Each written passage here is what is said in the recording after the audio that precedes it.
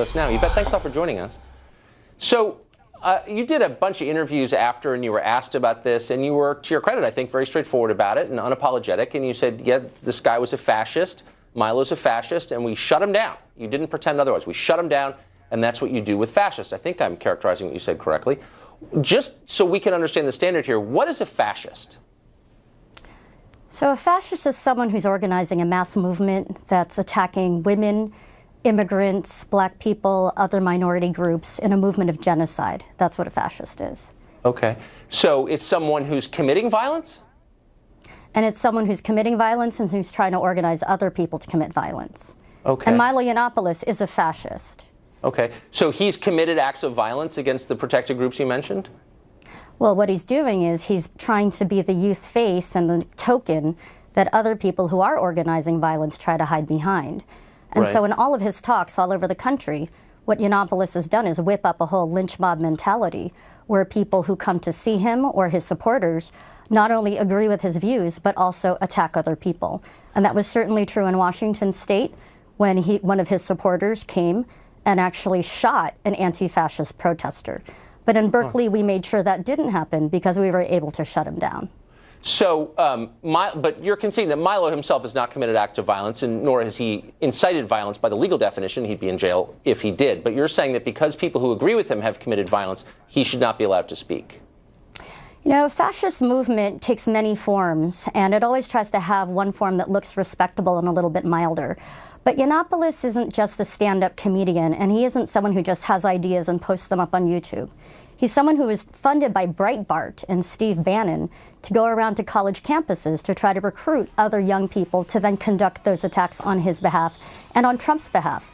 But I'm really, really glad to say that thousands of us were out there last week, or February 1st, and made sure that there were thousands of us to make sure that we defended our campus, this community, and especially the immigrant and Muslim students who were under attack and have been under attack by him and other fascists. Right, and by using violence, I mean, you don't shy away from that by any means necessary is the name of your group, and so it implies violence. So what should we do with fascists? I mean, if you think that someone is espousing genocide, what should we do with them? I mean, should that person be allowed to walk free?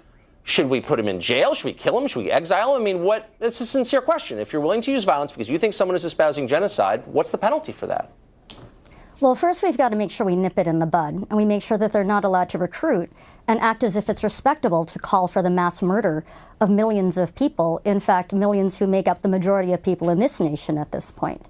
Okay, and so they just can't to be hide clear, behind there's the platform of free Milo speech. Yiannopoulos, this is not a defense of him, just a factual point, has not ever said that, in public anyway, not that we have a record of.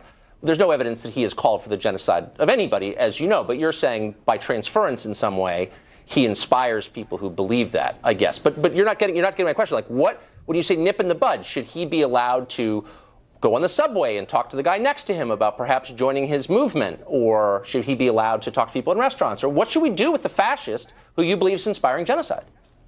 So first of all, the alt-right is a neo-fascist movement, and they're trying to hide behind some softer versions of their more open counterparts who identify themselves as Nazis.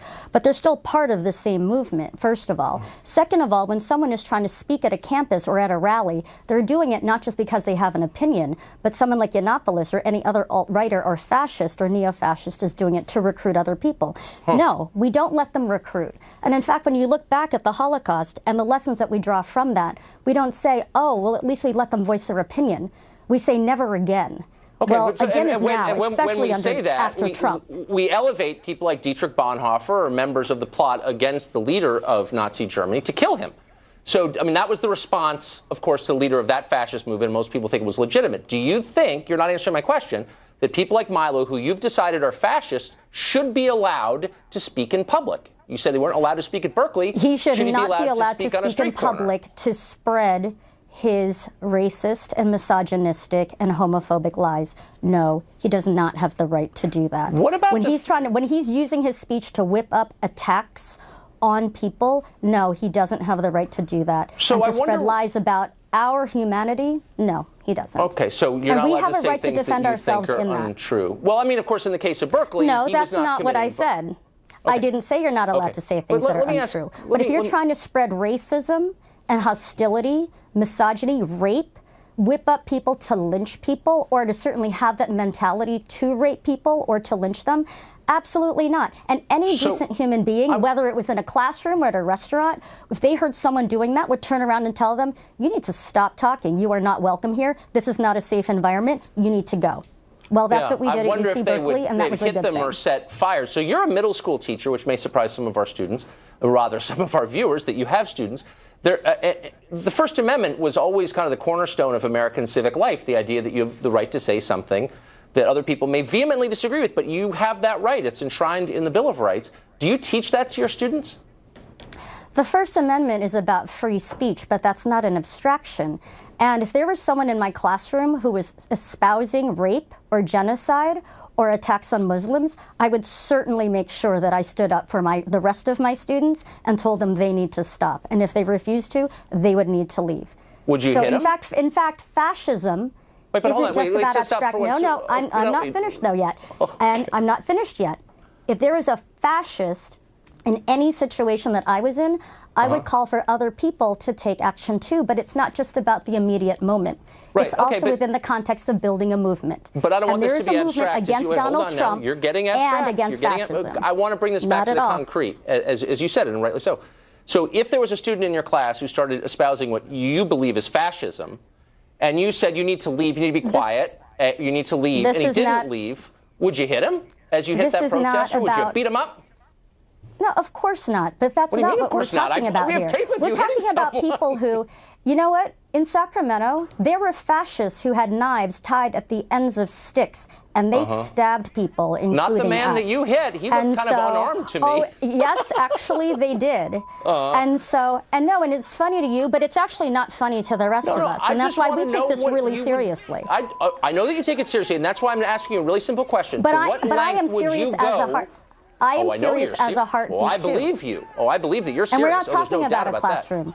We're talking about people who are trying to kill and murder people and who've already done it. And who are trying to create a hostile environment on these campuses in order to do that. No, that's not a safe environment for immigrant students. That's not a safe environment for women or Muslim students or trans students.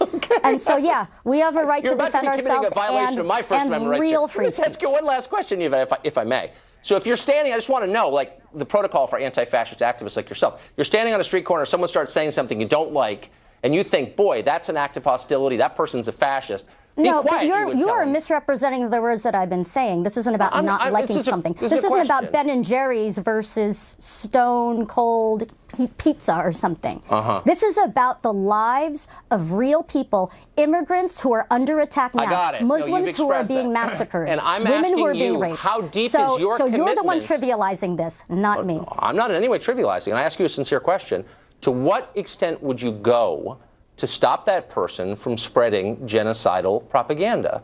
I would call for people to counter-protest, to stand up, and to shut down any attempts to fascistly recruit and organize. Like, what if I want to keep talking? I'm saying something that you find appalling, but you know what? I've got a First Amendment right. I'm an American. What would you do? So a bunch of people come and say, stop that. I say, no, I'm not going to stop that. I'm an American. What are you going to do next? You know, the First Amendment, you want to talk about the First Amendment? Coretta Scott King's letter wasn't allowed to be read on the floor of the Senate last week under the Constitution in the Senate. That's not exactly what happened. And yet, at the same time, you're the one then who's actually trying to defend someone like a fascist speaking and recruiting at a college campus. All right, Yvette, I'm proud to say that we all stood up and we shut him down. Speech rights. All right, thanks for coming on and showing us what you believe.